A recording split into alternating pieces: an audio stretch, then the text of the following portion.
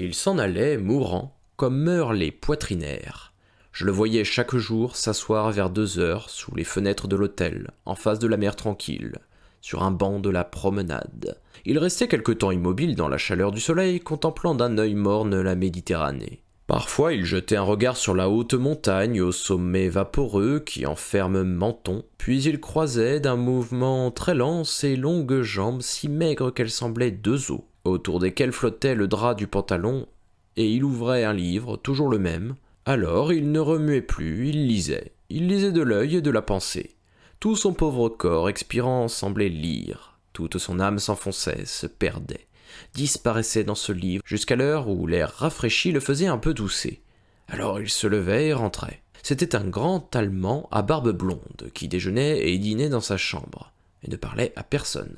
Une vague curiosité m'attira vers lui. Je m'assis un jour à son côté, ayant pris aussi pour me donner une contenance un volume de poésie de Musset, et je me mis à parcourir Rolla. Mon voisin me dit tout à coup en bon français « Savez-vous l'allemand, monsieur ?»« Nullement, monsieur. Je le regrette. Puisque le hasard nous met côte à côte, je vous aurais fait voir une chose inestimable. Ce livre que je tiens là. Qu'est-ce donc ? C'est un exemplaire de mon maître Schopenhauer, annoté de sa main. Toutes les marges, comme vous le voyez, sont couvertes de son écriture. Je pris le livre avec respect et je contemplais ses formes incompréhensibles pour moi, mais qui révélaient l'immortelle pensée du plus grand saccageur de rêves qui est passé sur la terre. Et les vers de Musset éclatèrent dans la mémoire. Dors-tu content, Voltaire, et ton hideux sourire voltige-t-il encore sur tes os décharnés ? Et je comparais involontairement le sarcasme enfantin, le sarcasme religieux de Voltaire à l'irrésistible ironie du philosophe allemand dont l'influence est désormais ineffaçable.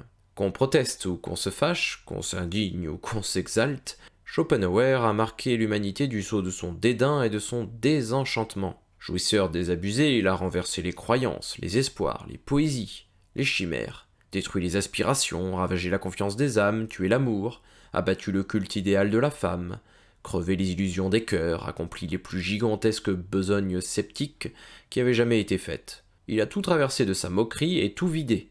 Et aujourd'hui, même ceux qui l'exercent semblent porter, malgré eux, en leur esprit, des parcelles de sa pensée. « Vous avez donc connu particulièrement Schopenhauer ?» dis-je à l'Allemand.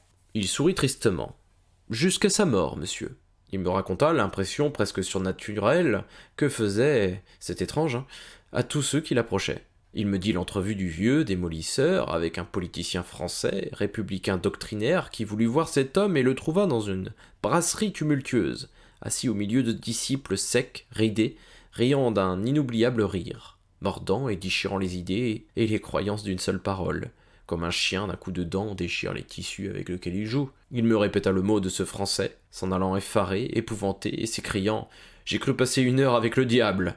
Puis il ajouta « Il avait en effet, monsieur, un effrayant sourire qui nous fit peur, même après sa mort. C'est une anecdote presque inconnue que je peux vous conter si elle vous intéresse. » Et il commença d'une voix fatiguée que les quintes de tout interrompaient par moments. Schopenhauer venait de mourir, et il fut décidé que nous le veillerions tour à tour, 2 à 2, jusqu'au matin. Il était couché dans une grande chambre très simple, vaste et sombre. 2 bougies brûlaient sur la table de nuit. C'est à minuit que je pris la garde, avec un de nos camarades. La figure n'était point chargée, elle riait. Ce pli que nous connaissions si bien se creusait au coin des lèvres, et il nous semblait qu'il allait ouvrir les yeux, remuer, parler. Ses pensées, ou plutôt ses pensées, nous enveloppaient. Nous nous sentions plus que jamais dans l'atmosphère de son génie, envahi, possédé par lui. Sa domination nous semblait même plus souveraine maintenant qu'il était mort. Un mystère se mêlait à la puissance de cet incomparable esprit. Le corps de ces hommes-là disparaît, mais ils restent eux. Et dans la nuit, qui suit l'arrêt de leur cœur, je vous assure, monsieur, qu'ils sont effrayants. Et tout bas, nous parlions de lui, nous rappelant des paroles, des formules, ces surprenantes maximes qui semblaient des lumières jetées par quelques mots dans les ténèbres de la vie inconnue. « Il me semble qu'il va parler, dit mon camarade. » Et nous regardions avec une inquiétude touchant à la peur, ce visage immobile et riant, toujours. Peu à peu, nous nous sentions mal à l'aise, oppressés, défaillants. Je balbutiais. Je ne sais pas ce que j'ai, mais je t'assure que je suis malade. Et nous nous aperçûmes alors que le cadavre sentait mauvais. Alors mon compagnon me proposa de passer dans la chambre voisine, en laissant la porte ouverte. Et j'acceptai. Je pris une des bougies qui brûlaient sur la table de nuit, et je laissai la seconde, et nous allâmes nous asseoir à l'autre bout de l'autre pièce, de façon à voir de notre place le lit et le mort en pleine lumière. Mais il nous obsédait toujours. On eût dit que son être immatériel, dégagé, libre, tout-puissant et dominateur rôdait autour de nous, et parfois aussi l'odeur infâme du corps décomposé nous arrivait, nous pénétrait, écœurante et vague. Tout à coup, un frisson nous passa dans les os.